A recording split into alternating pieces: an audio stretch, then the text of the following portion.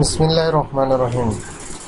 आज की वीडियो में हम आपके पास लेके आए हैं एफपीएससी की एसएसटी मेल फीमेल पोस्ट का सिलेबस और एसएसटी फ़िज़िक्स की प्रिपरेशन के लिए कुछ मटेरियल। सबसे पहले हम बताते चलें कि रिसेंटली एफपीएससी ने कुछ सीट्स अनाउंस की हैं जिसमें biology, chemistry, computer science, math और फिज़िक्स की सीट्स इंक्लूड हैं। ये टेस्ट ऑब्जेक्टिव टाइप टेस्ट होता है जिसमें एमसीक्यूज़ होते हैं। पार्ट 1 में इंग्लिश होती है जिसके 20 मार्क्स होते हैं। पार्ट 2 में सब्जेक्ट टेस्ट होता है जिसमें 50 मार्क्स होते हैं। पार्ट 3 में प्रोफेशनल टेस्ट होता है जो कि 30 मार्क्स का होता है। प्रोफेशनल टेस्ट में बीएड इंक्लूड होता है जिसको पेडागॉजी भी कहा जाता है। अब हम चलते हैं अपने सब्जेक्ट की तरफ जो कि हमने शुरू में अनाउंस किया था कि हम फ़िज़िक्स को लेकर आगे चलेंगे। अब फ़िज़िक्स के टेस्ट में 3 पार्ट्स हैं। पहला part vocabulary, grammar usages, sentence structuring और सेंटेंस कंप्लीशन पे मुश्तमिल होता है। दूसरा पार्ट सब्जेक्ट टेस्ट है जिसमें आपके सामने कुछ टॉपिक्स और कुछ बुक्स के नाम लिखे हैं जो कि इस टेस्ट में इंक्लूडेड हैं। जबकि तीसरा part teaching techniques, classroom management और टेस्टिंग एंड एवेल्यूएशन पर मुश्तमिल है जो कि बीएड से आता है। सबसे पहले हम मास्टर लेवल की फ़िज़िक्स में हीट एंड थर्मोडायनेमिक्स की जानिब चलते हैं। हीट एंड थर्मोडायनेमिक्स के हम आपके साथ कुछ पहले कॉन्सेप्ट्स शेयर करेंगे, उसके बाद फिर हम आपको इसके कुछ एमसीक्यूज़ की जानिब ले चलें। हीट एंड थर्मोडायनेमिक के चैप्टर में कुछ अहम कंसेप्ट हैं जो कि बार बार मुख्तलिफ एग्ज़ाम्स में दोहराए जाते हैं, वो हम आपके सामने पेश करते हैं।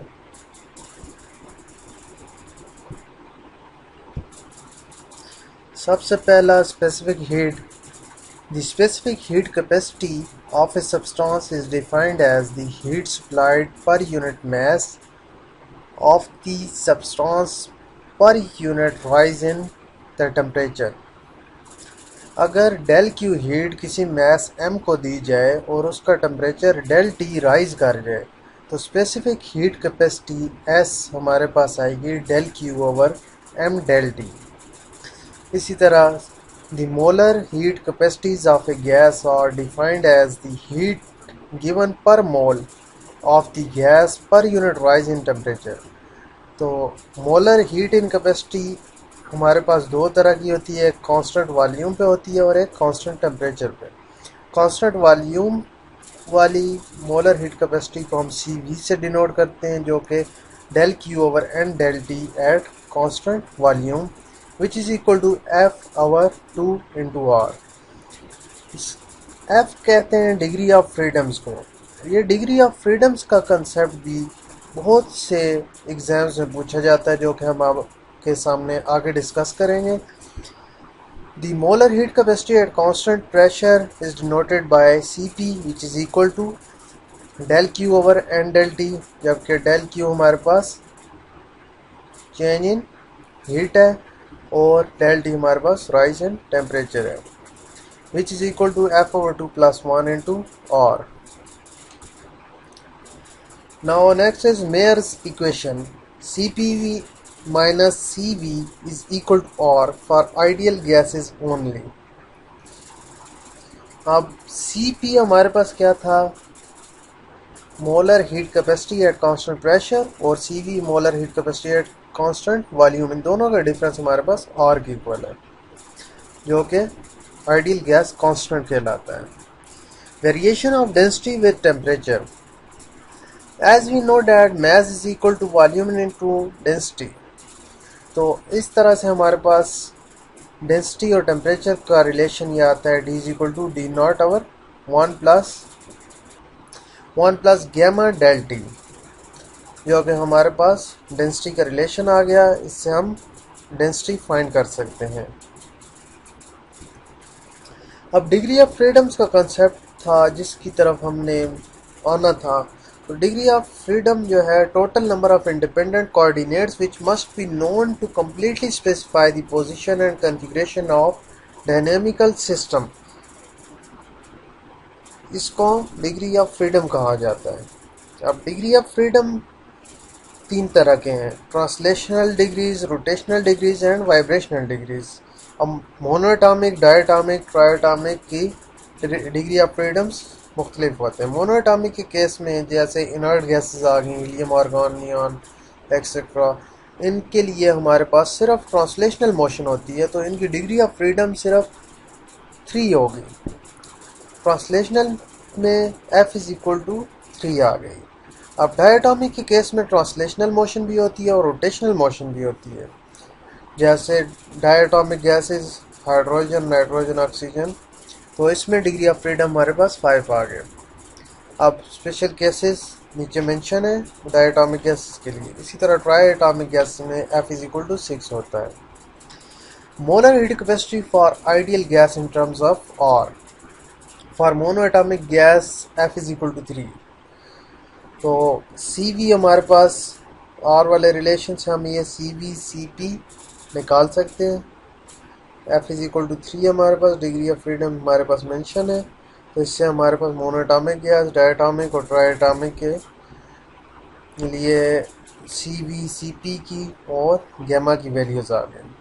अब गैमा जो है मोनोएटॉमिक के केस में 1.67 के इक्वल आया, डायटॉमिक के केस में 1.4 आया और ट्रायटॉमिक के केस में 1.33 आया। ये गैमा की वैल्यूज मोनोएटॉमिक, डायटॉमिक, ट्रायटॉमिक गैस के लिए मैक्सिमम एग्जाम्स में पूछी जाती हैं। इसके अलावा एवरेज और mean speed of molecules in A gas के लिए हमारे पास फार्मूला है 8/π kT/m। अब K जो है कांस्टेंट है, इसकी वैल्यू गिवन होती है, T टेम्परेचर, M मास, पाई की वैल्यू पुट करेंगे और इसमें हमारे पास एवरेज स्पीड आ जाएगी। इसी तरह RMS speed, root mean square value of speed हमारे पास फाइंड करने के लिए 3 kT/m under the root formula given है। इसी तरह मोस्ट प्रोबेबल स्पीड जो है VP से डिनोट इसको किया जाता है 2 kT/m, इसका फार्मूला है, इससे हम ये मोस्ट प्रोबेबल स्पीड भी फाइंड कर सकते हैं। इंटरनल एनर्जी का कंसेप्ट आ गया। इंटरनल एनर्जी ऑफ सिस्टम जो है ये हमारे पास टोटल एनर्जी होती है, kinetic plus potential energy of the molecule of the system. It is noted bye U। इसके बाद जीरोथ लॉ हमारे पास आ जाता है। जीरोथ लॉ ये है कि अगर दो सिस्टम को हम सेपरेट करें in thermal equilibrium with third one, then they themselves are in thermal equilibrium with each other, तो ये आपस में भी इनका थर्मल इक्विलिब्रियम डेवलप हो जाता है। अब फर्स्ट लॉ ऑफ थर्मोडायनेमिक ये बड़ा इंपॉर्टेंट लॉ है। तो first law of thermodynamic is the law of conservation of energy. Energy इसमें कंजर्व होती है। It states that if A system absorb heat dq, as a result the internal energy of the system changes by du and the system does a work dw, then dq is equal to du plus dw. dq change in heat, dw work done plus du change in internal energy of the system. Heat gained by the system, work done by the system and increase in internal energy are taken positive.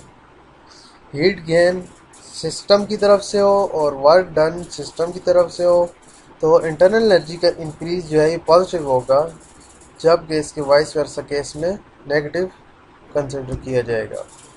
Speed of sound find करने के लिए gas में V is equal to gamma RT/m formula given है। अब हम इसको summarise कर लेते हैं। आइडियल गैस के लिए आइडियल गैस लॉज हैं, Boyle's law, PV is equal to constant, Charles law, V/T is equal to constant, ideal gas equation है PV is equal to nRT। ये फार्मूलाज हमें फिंगर टिप्स से याद होने चाहिए, जो कि बहुत यूज़फुल होते हैं इन एग्ज़ाम्स में। CP minus CV is equal to R, Cp और Cv is equal to gamma. Sir degree of freedoms के लिए जो है 1/2 RT for monatomic gas 1.67, diatomic के लिए 1.40 और पॉलीटॉमिक के लिए 1.33। ये बड़े इम्पोर्टेंट चीज़ें हैं। First law of thermodynamic, law of conservation of energy, del Q is equal to del U plus del W। Work done by gas में आ जाता है PdV, V1 से Vt तक लिमिट है इसकी। Equation of isothermal process PV is equal to constant. Adiabatic process के लिए PV power gamma is equal to constant होता है। Slope of adiabatic curve gamma into slope of isothermal curve होता है। सर आइसोथर्मल के लिए हमारे पास P1 V1 minus P2 V2 और गैमा -1।